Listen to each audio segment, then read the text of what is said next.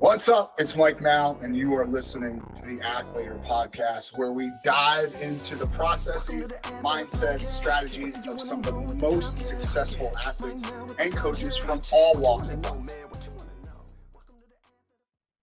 Let's go. Athletor Podcast coming at you. This week's guest, none other than UNC assistant coach Tony Ramos. The dude talks a lot about the role that he's in and how it's morphed under Rob Cole. He talks a lot about the way that youth wrestling is going to affect the NCAA, and more specifically, the RTC athletes. And his book recommendations are spot on for anybody trying to advance themselves as a wrestling coach and as a human. All that on the podcast coming up next. Don't go nowhere, kid. Hey, everyone knows that wrestling is 90% mental. We're super excited to have partnered with Wrestling Mindset, the #1 wrestling specific mindset program in the world. Make sure to sign up at wrestlingmindset.com using promo code Athletor25 for a $500 discount. Stop underperforming and losing to guys that you should beat. Athletor Podcast coming at you. Tony Ramos, UNC assistant coach. Okay, whoa, we got the NCAA is changing, and that's cool, and we're going to put that on the back burner for a second. But first of all, thank you very much for spending some time with us. We really appreciate your time, especially this time of the year. You know, you guys are in like that little tiny hiatus in between NCAAs and the Open, and I know that time is pretty precious. So again, thank you. But UNC is making strides forward, and not that it wasn't expected. Okay, I shouldn't say that it wasn't expected, but having the experience that you specifically have, going to school in Iowa, being an assistant coach under Coleman, now under Cole, what has been the biggest catalyst for growth in Chapel Hill over the last year or two since Rob's been there? Man, I would say the business side that Coach Cole brings to wrestling and athletics in general. Coleman, it was great having him here and learning from him and the experiences we had just being both. He was very young at the time. I was young at the time. And we really had to learn on the fly. But, that sprung us forward just because the school was investing in, names, coaches, opportunities to give these athletes. And, it really, I was right out of college and O'Connor knew me from Illinois. So that was a big get for us. Having him, being attracted to this place with Coleman and Bryce and myself and Coach Erzman. And then, when Cole came in, he just brought a whole nother level of fundraising and the business side of what running a college program looks like. And he's done that everywhere he's went. He built Cornell up from the ground. He revitalized Stanford, and now he's here, helping us take that next step and hopefully, winning ACC titles and bringing home NCAA team trophies. Yeah. What does that mean though to you? Like, yeah, that's great. He can do that. But everybody knows Rob Cole is probably one of the best CEOs in wrestling, right? I don't think that's. But what does that mean to Tony Ramos and your day to day? It changes kind of what I have to do. I spend a lot more time now in the room working with the guys, planning practices. I do spend some time in the office and having to do the office work because he is teaching me how do we build a framework and a structure of alumni that are used to giving all the time. So he's teaching me those skill sets, which are huge because I want to run a program one day, whether it's here, whether it's somewhere else. I need to know how to create something from the ground up, and I also need to know how to sustain it. Because like you talk about this whole college world that's changing, if we're, NIL, facility, arms races, all the different things, you're going to have to sustain that type of giving from these donors. It can't just be a one-time thing. So he's really teaching me how to cultivate the donors, how to get them to understand that this is a yearly thing. It's an annual thing. How to go out and find new donors. Myself this year, I went out and found a couple and brought some big donors in. So I just been excited to be able to help Rob in that aspect of he's not the only one doing it. He's taught me Yeah. how to do it, and I've gone out and done it and shown him that I can do it. So that's been exciting for me. And, what my day-to-day looks like is, you know, getting this program going the right direction with planning the practices, planning the training structures, making sure they're getting implemented. Like we got practice going on right now with the RTC, and Vincenzo Joseph's the head coach of the RTC. And I don't have to be in there watching him and over his back to make sure it's getting done. I need to take Yeah. care of other aspects of the program and make sure those are getting ready and getting done too. So it's been fun, just being able to also take some things off my plate and having faith in the other coaches around us. Hey, don't go anywhere. It's Mike. We'll get back to the podcast in just a second. We got to pay the bills though. Do you have an athlete that's looking to break into the social media space? We at athletorlive.com have a brand new in-depth tutorial done by none other than Caden Henshaw. If you don't know who Caden is, he's not even a Division I wrestler, yet he's got hundreds of thousands of engaged followers. Learn how to create engaging content, grow your followers, and open up new opportunities in the NIL space. Go to athletorlive.com/Caden and we'll give you the first module completely free. Yeah, one of my favorite Rob Cole lines ever. We asked him what advice he'd have for head coaches in the NCAA. He's going, stop teaching single legs. Your single legs stinks. You're old. Yeah. Yeah. But it's crazy. kind of The makes other sense. day, he's not wrong. The other day, he looks at all of us. He goes, you guys just need to leave me alone for one day so I can just go and raise money. He's like, stop coming to my office, asking questions. I just need to be on the phone all day raising money. And I was like, all right, you got it. Done. Hey, let me ask you this. And I know what a competitive guy you are. What's more fun? Your athletes getting a big win in a big situation. I don't want to equate it to the NCAA tournament, but a big win in a big situation, or landing a big time donor, which is more like gratifying and fun. Oh man, that's hard because this year is like the first year where I went out and landed a big donor, and it brought back You were those feelings. stoked, weren't you? You were I stoked. was very stoked. I remember, I was excited. I remember what it was like when I got my first All-American with Troy Heilman. Like you put all this time and all this effort in. And the crazy thing is landing a big donor is the same as helping a guy achieve their goals. Like you got to prep, you got to plan, you got to know their backstories, you got to know what motivates them. So I spent a lot of time cultivating this guy. And then when I finally went there and made the ask, like all those nerves, all those emotions you get when your guys out there wrestling, like, are they actually going to do what you told them to do? But this time, like, I'm in control now. Like, am I going to do what I've been taught to do? So that to me, it almost goes back to like, now I'm competing. Like, this is the environment I'm competing in, is going and getting these donors or trying to go and take a donor from somewhere. Like, you're competing now. So, man, they're really close. And I remember, as soon as I got it, I called Rob, like, I got him. Like, I was super excited. I was super pumped. Let's go. And it was fun. So it's up there. They're pretty even. Sure. Okay.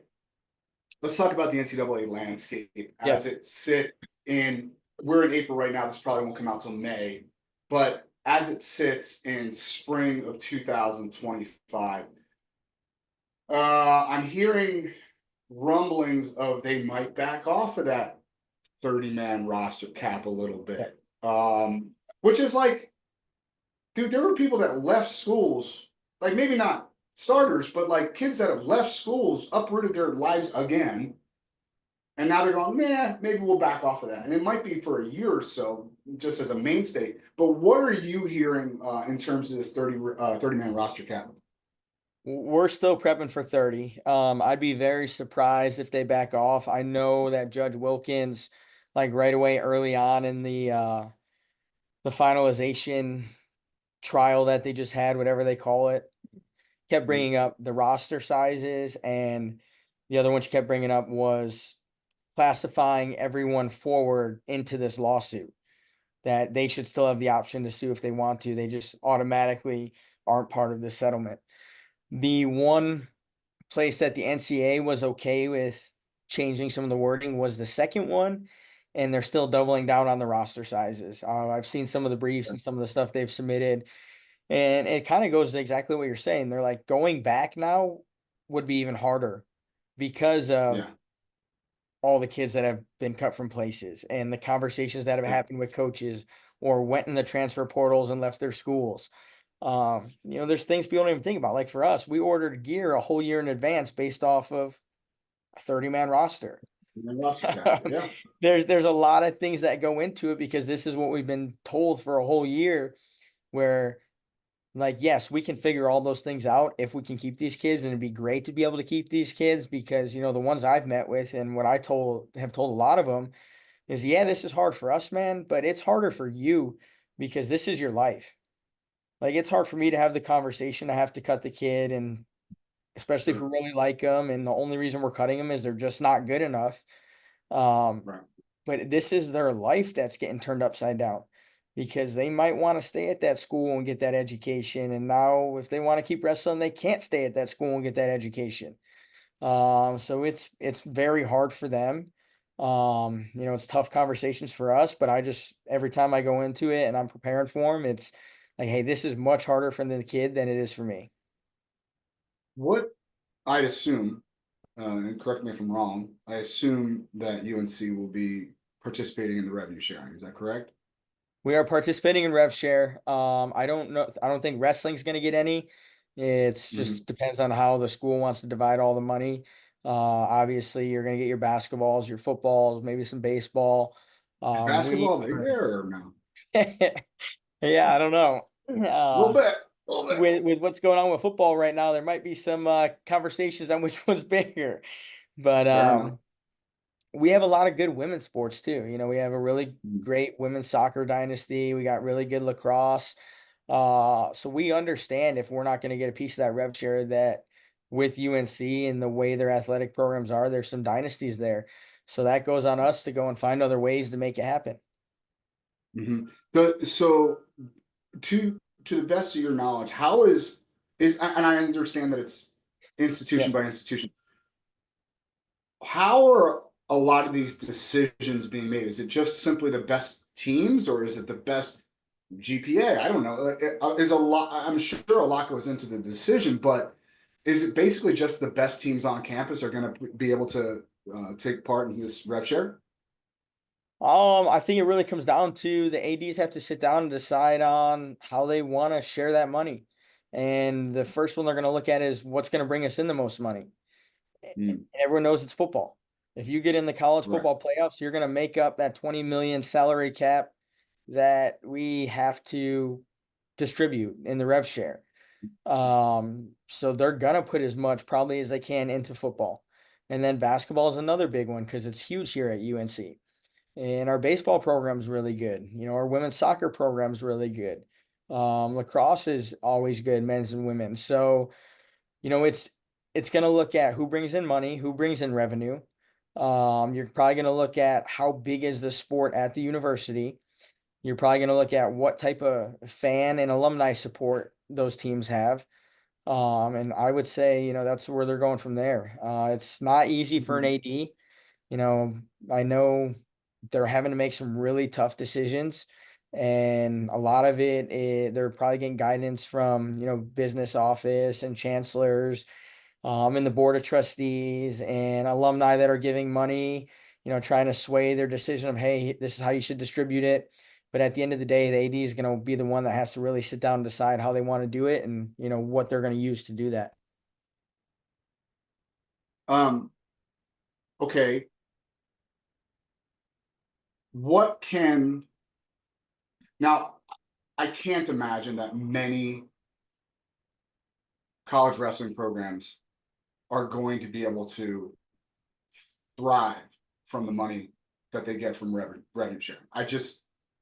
Yeah. I just can't see it, right? What what would, in your opinion, what would be the number one priority for, gosh, let's say Lock Haven? Yeah. Maybe that's a bad no, Illinois. Illinois. Let's say Illinois, okay? If you're Poeta what is your number one and I always pick on Poeta just because I like him. Like I I no, like I him like I too. do. Right? He's doing a I good love job. Medlin. He is doing a Yeah, great job, like a he's doing a freaking great job. great job. Like so, but that doesn't mean that his gig is safe right now, right? Like that, Yep. like you can put 10 guys in, or I think they put 9 in the NCAA tournament, bunch of All Americans, national champion. That's wonderful, but if the dollars and cents don't make sense to the administration at Illinois, then it just doesn't. What would your number one priority be if you were Poeta and Medlin and those guys? Do you got to get asses in the seats? Yeah. Do you just got to keep winning? Yeah. So I would say there's two. Obviously, winning is always huge. Mhm. But number two to that is you need to show you have a big supporting cast around you, and that's fans and that's alumni. One thing we're putting a huge emphasis on right now is trying to get more fans into the stands, start to fill up Carmichael Arena, keep selling season Mhm. tickets. We did a really good job last year. I think we sold almost 1,000 season tickets was our goal. So that Mhm. shows the administration there is support of this program there. The other one is alumni. How many donations are you getting? It's not just how big are the donations. Rob does a really good job of we want 500 people that are giving donations each year. Because now when the Mhm. administration is looking at, okay, should I cut this program? Should I make adjustments here? They're also looking at how many people are going to call me and be breathing down my Yeah, neck when these types of things are sure. happening. And if you're showing you have 500 people every year that give a donation compared to 10 people every year that give a donation, they don't want to field 500 calls compared to the 10, even if it is a lot of money from the 10. Right. Strength in numbers is what's big. So focus on getting the fans in, focus Can we on, put a pin in that? Can we put a pin in that real quick? That is the number one thing that I keep on hearing. The yeah, number specifically 500. yes, Okay. And like they call the way it's explained to me is it's just different buckets. You have your major 6-figure, 7-figure donors in one bucket, but boy, you better fill that other bucket with 500 mid-range type donors, even if it's yep. small donations, the 50, the 100, the $250 donations that are coming in. That speaks volumes. And I don't think that a lot of head coaches are really chasing that carrot. I think they're eye on the prize for that $1 million donor, but they're Yep. forgetting like, hey, you had better have a subscription on your, for lack of a better term, we think of it in terms of subscriptions, but that's what it is, right? Like you're banging their card monthly for $50. That adds up for 500 people. That adds up, dude. And It adds it's up fast. go ahead. Yeah, And our subscription is every March you're going to have our call from the call-thon. and, yeah, and yeah, you're getting that call every year and you're making a donation.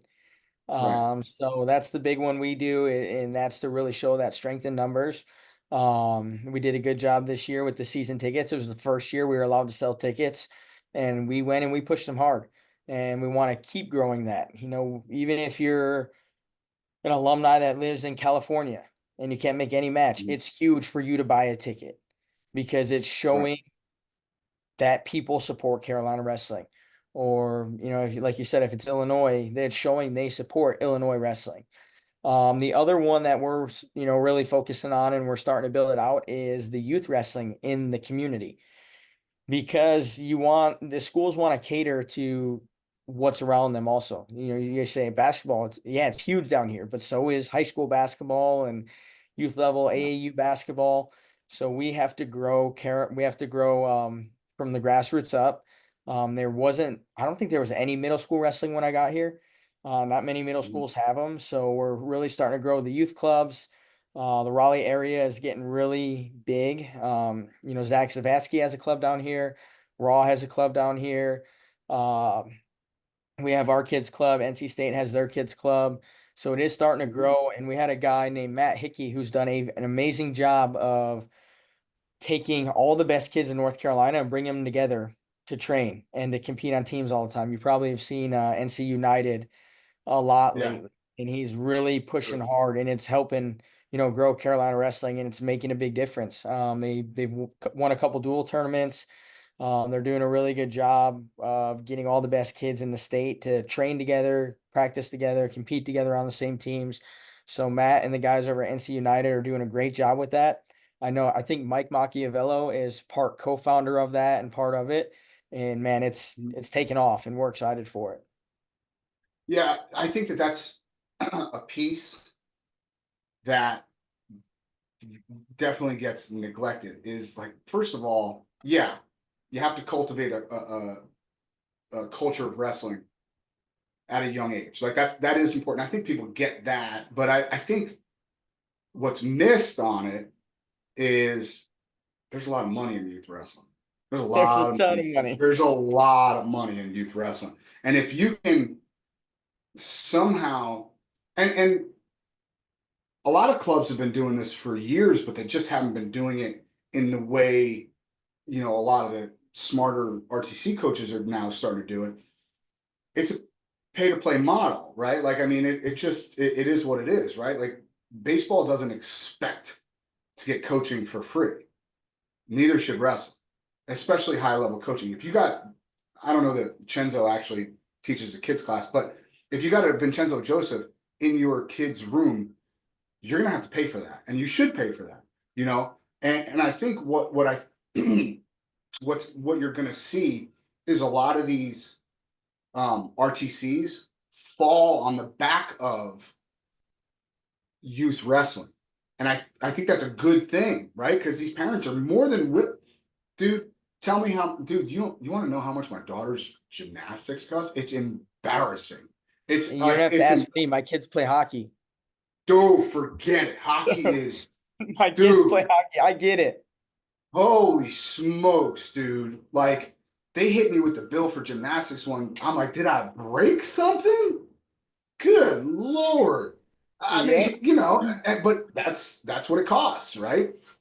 And so I think it's going to be on the backs of a lot of this youth wrestling. And that's a good thing, right? Because otherwise, I don't know that we have another bucket to fill for those RTC athletes. Yeah, and exactly what you're talking about is what we're building. Our Tar Heel Wrestling Club, like, even if you go on the website, the kids club has its own tab, and they're kind of intermixed. And the kids club is going to help us fundraise to have RTC athletes.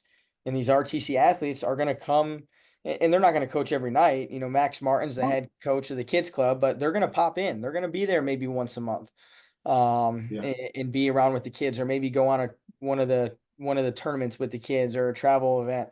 And that's, like you said, how do we fill all these buckets when we've already took all the RTC donations now and trying to turn them into NIL in these collectives, and you're just moving everything around? But we need a way to start funding the RTCs again.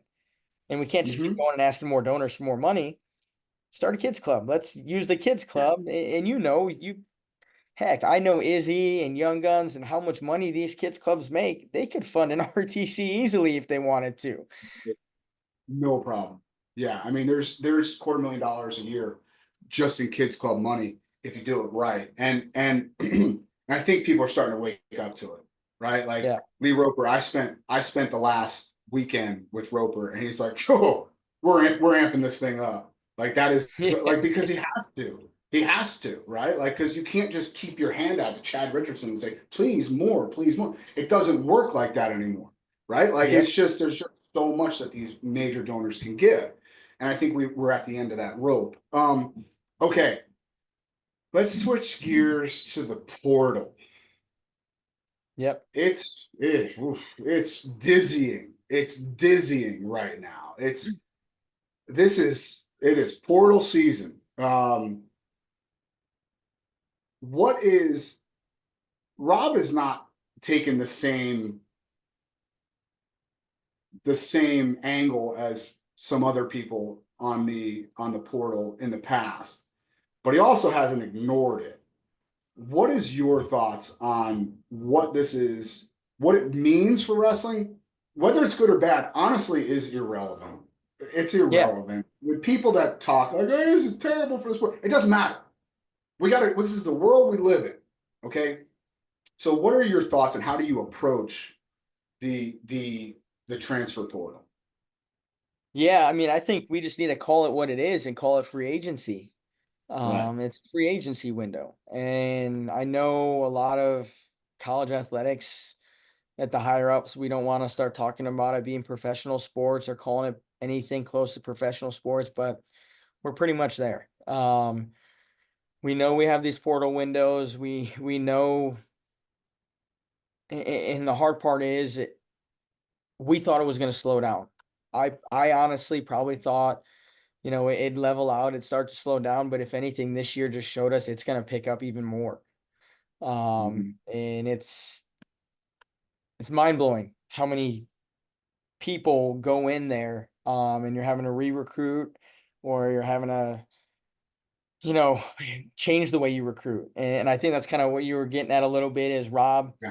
isn't you like some others do, but I can't say that's not going to be how we're going to go in the future. Right. Because not a lot of people want to say it's a quick fix. It's not a quick fix. It's a proven fix. And that's where I think the conversations need to start turning to where, yes, I need to develop high school kids. I got to recruit high school kids. But a lot of times a portal guy is a proven guy at that level. And Sure. which one are you going to take? Sometimes not. I That's mean, yeah. I But mean, I know you're speaking from experience right now. Sometimes, yeah. not really. And sometimes the proven guy doesn't do what he's supposed to do when you That's go right. and get him. That's right. That's right. So it's very tough. It's hard to navigate. You got to make sure you're getting the right kids for your program. We've had a lot of conversations about kids that have gone in there and are they the right fit for us? Should we go after them? Should we not go after them? We've had a lot of conversations on how this is going to affect, the high school recruiting. We still need to Mhm. get the high school kids we need for our program that are good for our program and that we can develop.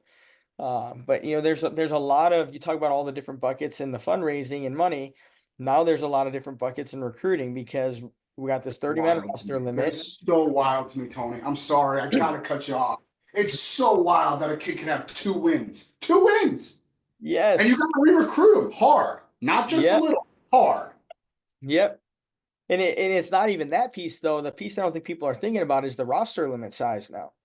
So like Sure. let's use a place like UNC for example. Next year, I think, and this is just a random number I'm throwing out. Let's say we graduate 5 guys. Mhm. How many kids do I recruit out of high school? How many spots do I save for possible portal? I didn't even think about that. Or do I over recruit my 5 spots and I'm always going to cut kids every year? That sucks. So there's a lot of different ways we're looking at this and you're playing with it and you're trying to figure it out. Because remember, we start recruiting the class of 27 in June. Mhm. Do I somewhat have an idea of how many roster spots I might have when they come in? Yes. But then the Kinda. portal's Right. going to change every year. Kids are going to leave, so I really don't know. So it's a tough game to navigate right now. Man, if you would have known, how long have you been at UNC? 8 years, 9 years? Long time, 2016. I think I'm going on 9, 10 years somewhere in there. Yeah. 9 years. If you would have known that this would have been the direction that college wrestling would have gone, you think you would have answered Coleman's call or no? Yes, I love it. I do think I think a lot of older coaches who got into wrestling for what they did way back in the day are struggling with it. I do think the Sure. ones that are making the adjustments are the ones that are having success. But for me, yeah, I wanted to coach, but I always wanted to coach at the college level. But I come from a family that has a good business background. My brother has some very successful businesses. He's taught me a lot of life lessons, business lessons, and to me now, like that's what I really love about this. And I do like the route that a lot of the footballs and basketballs are going with the GM position. That's a Sure. position that really excites me if wrestling, were to start adding some of those. I love the roster building. I love the money side of it. Um, it's exciting. It's fun. You're building. championship teams every year. And like I said, let's be honest, we're just getting into pro sports now. Yeah, I mean, let's call it what it is, brother. Let's call it what it yeah. is. And we've always said, hey, let's have a professional wrestling league. Well, guess what? We got one now. It's called the NCAA. Yeah. Okay. In interviews that I've done with you in the past, you've mentioned your brother and you've mentioned your family Yeah. quite a bit in terms of their role as mentors in your life. Can you give me specific examples of ways that maybe your brother has kind of mentored you on the business angle of wrestling? Oh man, huge. I would say this last year has been the biggest because, he's really stepped in now to help with our collective and with the management of the funds. And there's a lot of little things you don't think about, right? We think we just get this money in. Well, what about if you put it into an investment that's returning 10%? How much do you actually need now to fund your program every year, or your NIL budget, or your scholarship budget?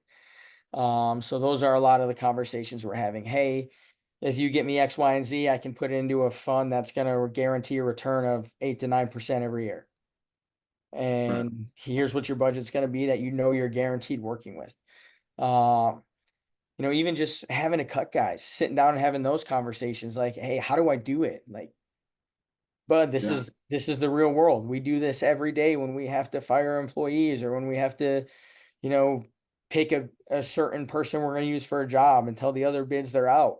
Right. So I've been able to bounce a lot of that stuff off of them. Things you probably don't think about as much, where we think about the X's, the O's, the strategies, the techniques. What tournament are we going to this weekend? Yeah. Even Rob's been a big one with that too, and him and Rob are really on that same page of. And Rob has said it to me before. When we're thinking about money, the first question you need to ask yourself is this going to make us better? And if the answer is no, don't spend it. Right. Um, and Frankie's been a big help on that too, of like, hey, is this really going to make you guys better? How's it going to make you guys better? How do we go about getting it? How do we fundraise it? Those have been a lot What of do you do once you get it? Yeah. Oh, yeah, yeah. what to do once you get Absolutely. it, because he has to raise capital all the time. He's a big development company. They need venture capital all the time. They need to raise money for the projects they got going on. So he lives it every day. And I remember, one of the biggest one of the biggest lessons I learned from him the first time I called him for a donation. And I call him, I say, hey, it's a tax write-off. He goes, stop. He goes, stop right there. He goes, people You who don't make know what you're talking about. Knock it off. he's like, people who make money, don't ever say to him like, this is a tax write-off. Yeah. He's like, we understand what tax write-offs are, and we also understand how much we really need to give for it to be a huge tax write-off. He goes, we're helping you because we want to help you. He goes, and once you Right. understand that the people that are helping you want to help you or want to invest in this program, you're going to be better at fundraising money. He goes, instead of trying to guilt them with, oh, it's a tax write-off. Right. Right. Right. Right. That's funny, dude. Just knock it off, dude. Yeah. Okay. It, you've been around the country. You know a lot of these coaches around the country. Yep. In your estimation, how many, especially head coaches, are ill-equipped to deal with those questions and maybe don't have a brother that's a mentor in the business world, or a Rob Cole, who is the best CEO in wrestling, to kind Yeah. of lean on, answer those questions? How many, give me a percentage, because I'd say it's pretty high. I would say it's pretty high. I would say 65, 70%, somewhere in there. Um, 65 to 70% of head coaches in wrestling have next to no business sense. Is that about right? I would say that, yes. Okay. And there's a good group of them out there that do. Neil Ersman's got a great guy behind him in Hatcher that is a very business savvy guy who understands it. Dresser's a great one. Obviously Rob's a great one. Tom has Bob Nichols behind him, who's very, very smart and business savvy. Um, so it's making sure you surround yourself with the right people, because even if you don't understand it yourself, get someone around you that does, who Yeah, can help advise you, who can help you with that. Even I think Poeta is doing so well because his family's pretty successful, and sure, he had to run a business in a kids club too growing up, so he understands the sure. business side of things. Yeah. But I do think there's a good group out there that it's all about the wrestling. And I would say myself, if I got a head job, let's say I got the head job here right when Coleman left, I wouldn't have had the business savviness yet. Right. And that was a big reason why I wanted to stay with Cole, is to learn that. There was one piece I didn't have yet, and it was that piece. Even though I did have my brother, seeing it on a day-to-day basis in and out and how it's done in the wrestling world is another huge benefit. And I'm happy I've been able to spend these last 2 years here with him to learn that and to understand that and to see how it works. One of the things that comes up quite a bit in the conversations that I have with other coaches is how impressive it is. And Rob will tell you he's a young coach. He's Yep. not. He's not. But how impressive it is. And maybe it's because he doesn't have a national title as a team. Maybe it's Yeah. because he's still running for that national title. But how impressive it is, how hard he runs at being the best, because he knows he's the best CEO in wrestling. Him, Dresser, it's debatable, but not very, right? Yep. But it's impressive to me to see him not just continue to do it at his third location, continue to do it from the ground up, continue to do it at a high level. Talk to me a little bit about what that looks like on the day to day, because you just mentioned like get out of my office for a day, like that's Yeah. cool, like that's a cool Yep. freaking thing, man. Like that's really Yep. cool. Like, hey, I got a lot to do. That's like a kid saying to you, hey, leave me alone, I got a left-handed high crotch that I got to drill from now until 2 p.m. You know what I mean? Yep. Like that, if a Yep. kid said that to me, I'd be like, yeah, do it. That's Yeah. cool. He he works very hard. Um, and it's hard to even describe on a day to day, because his day can change so much every single day. Right. Um, but what he does a really good job is surrounding himself with people where he has no worries and he knows his faults. And one of the biggest things he says to me all the time is like, I know, like, I can put all these plans and all these things in line and have these ideas, but I'm not good at implementing them, because I need someone Mm, who's going to implement them, push them all through, make them all happen. So he right. has all these great ideas, does all these great things, and that's when it's our job then to implement and make them happen, and to keep him, hey, we got X, Y, and Z coming up. This is what we need to do, because his day to day changes so much. I remember we were talking the other day, and he's like, "You have no idea how many emails I get a day," and I was like, "I can imagine, because I get a bunch." He's like, he goes at you, and I think he even gets more here at UNC than he ever got at Stanford and Cornell. He says Really? his inbox is full with hundreds of emails every day.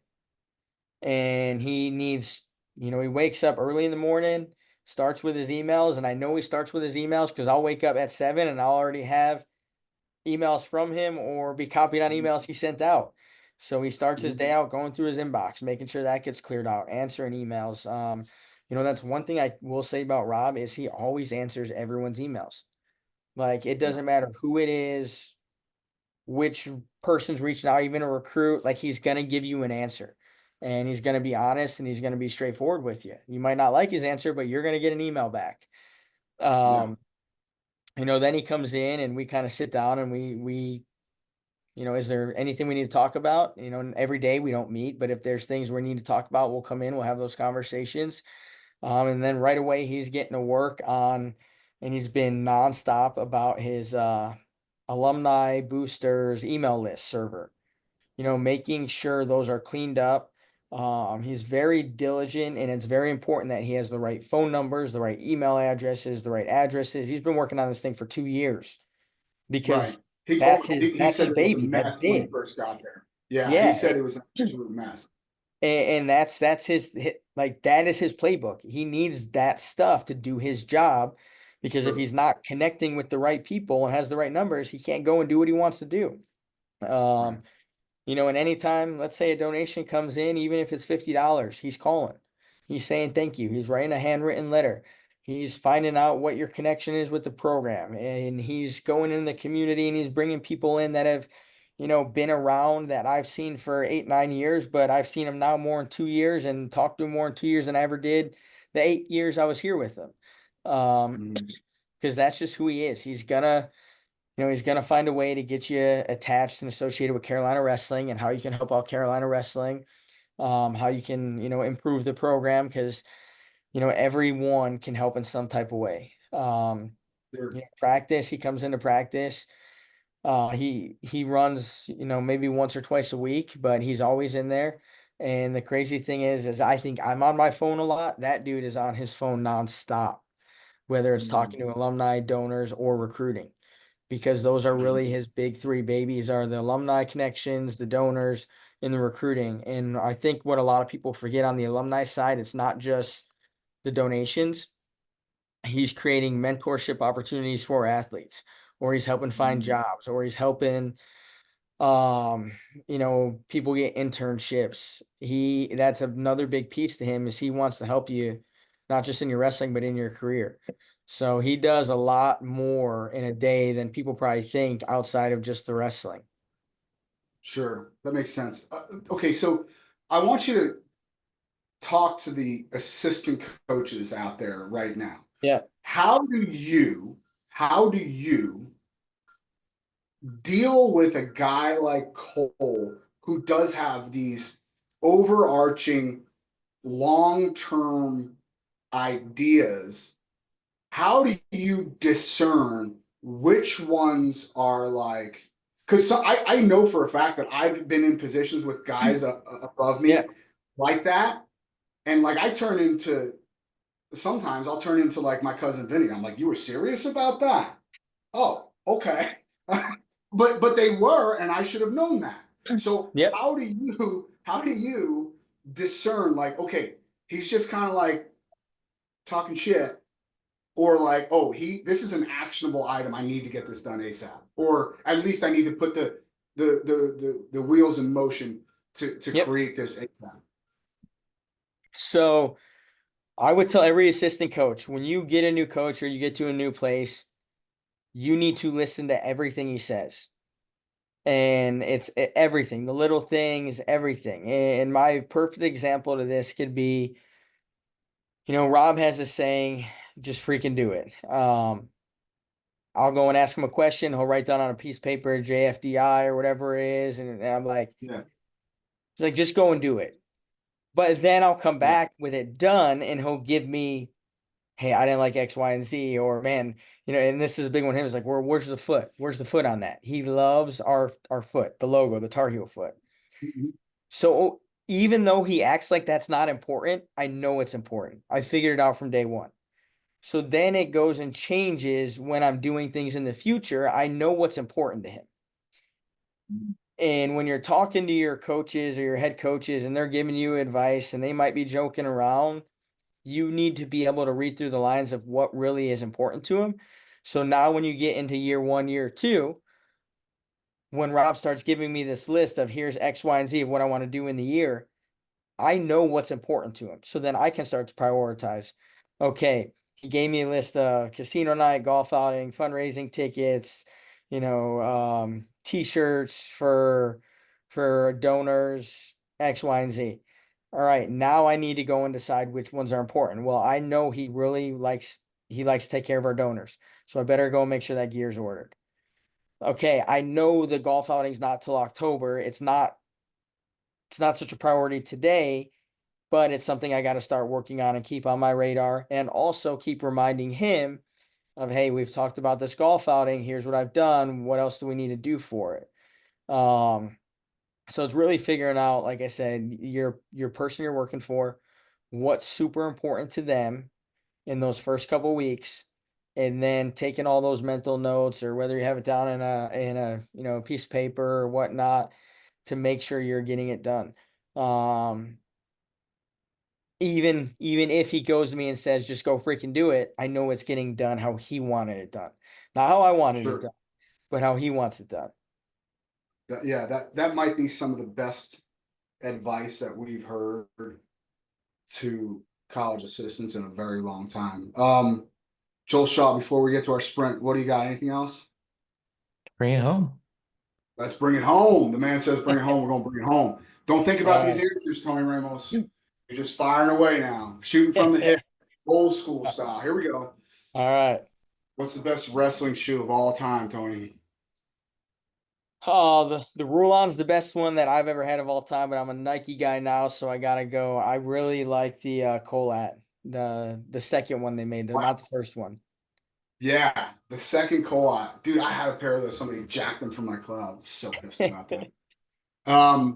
Yeah, I guess being down there, yeah, that makes sense. All right, let's see.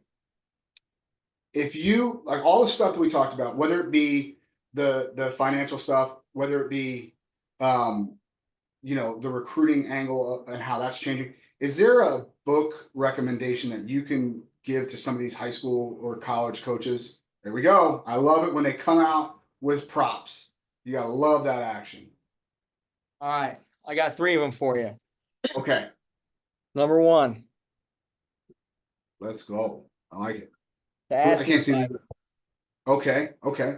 So spend a lot of time in faith, and you're gonna be guided in the directions you need to go. A lot of answers are in the Bible. It took me a long time to figure that out, but I got a good guy, Bobby Schreiner, who's really helped me with that one. One that I spent a lot of time reading recently is Never Split the Difference. It's a negotiation I book. like it. That's a great book. Boss is fantastic. Awesome. And the reason I started reading this is when we recruit, we're negotiating. We're negotiating with kids all the time. And we want something, they want something. And I can't split the difference on what we want. So this was a big one. And then recently with me, this has been another big one. I actually put it on my Instagram the other day, Red Sea Rules. This is more for about when you're going through tough times and how you overcome them and just get through them. So we had a tough situation this last October that we dealt with, that, someone introduced that to me, and it helped a lot. Good, man. That's really awesome. That Voss book is on. I try to read it once a year. Yeah. I try to read it once a year. It's a great book, man. All right. Next one. You only get 4. They got to be American. Who's on your Mount Rushmore? Yes. Mine's tough because, I was a wrestling kid growing up, but I don't go back into the history in wrestling. I don't watch a lot of old wrestling. I didn't growing up. So a lot of mine's current stuff. Obviously, you got Cal Sanderson, you have John Smith, you got Jordan Burroughs, and people probably aren't going to like my last one, but Carter Starachi, man. Wow. No one's ever won 5 titles. Like what that guy did, I don't care if he didn't get the Hodge or they don't want to call him dominant. Just go and look at how hard it is to repeat one time. That dude did it 5 times, and he beat some hammers. I don't care. It's so funny that you say that.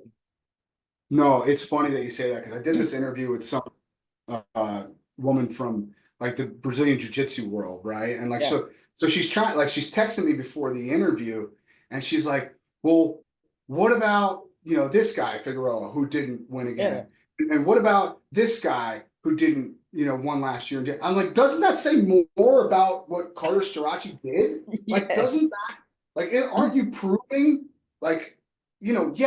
Wyatt Henderson had to go through 2 national champions just to win. Like that says so much more about Carter Starachi. He beat a national champion in the finals. I love Parker. One of my favorite. I love Parker too. I think Parker might be the second best college wrestler this year. Period. I agree with you 100%. Okay, and he's gonna have a great senior level career. But doesn't that say a lot about Carter Staraji? Like, holy cow. The kid, like, to do it once, great. I'm not downplaying it. It's wonderful. To repeat twice, awesome. 5? That's out of this world. You don't have one goofy weekend? You don't have one banana peel weekend? Not one? Yeah. In 5 years? That's wild. Let's not forget the guys he was beating too in those finals. Yeah. You got Bill Kemmer. You got did he wrestle Mackay in the finals the other year? I think it was the semis. But again, national champion. National champion. Yeah, Parker Ketkai's in. Like, it wasn't slouches this guy was going through. Yeah, 100%. I couldn't agree with you more. Okay, last one, and we'll let you go. You got a magic wand. You could change one thing about the sport of wrestling, and it changes tomorrow. It doesn't have to be in any other realm other than the sport of wrestling. What would it be? Oh, man. What would mine be? Saunas. Yes. Preach. Yes. Like, can we just free the sauna? Just knock it It's the out. dumbest rule that's out there. We can argue everything we want. And the argument I've had with people is some of what they bring up, guys. I think I was like 6 years old when that happened. I don't even remember it. You think the guys now remember what happened there? And let's not forget, a lot of that happened because of the supplements they were taking. It was not because That's of right. It happened because of creatine. It didn't happen because they were cutting weight in the sauna. Not solely because. Yeah. There was a knee-jerk reaction in 1997, and it just stuck. And to me, it's mind-blowing that we do not get to reap the benefits of a sauna on a daily basis. It's mind-blowing to me, and the only way it's going to change, and I won't be surprised if this happens in the future, is if a kid gets in trouble and they just go and sue. Because you're limiting a athlete from a health benefit, from a huge health benefit. And every other college athlete can use it. I mean, they're putting them in football locker rooms and all these different things. So with everything nowadays and all the lawsuits that are going on, I think the minute a kid brings that to a lawsuit, they win, and it's the sauna rule's gone. Yeah, that might be what it takes, huh? I would think. Probably the only way that actually works is if they sue. Yep. All right. Tony Ramos, who's better than you? I appreciate it, brother. Thank you so much for coming. And we really do appreciate your time. Thank you, guys. All right, we'll talk to you soon. Wait, don't go anywhere before you hit that next button. If you enjoyed listening to this episode, do us a huge favor. Click that subscribe button. And if you're so inclined, leave a review and share it.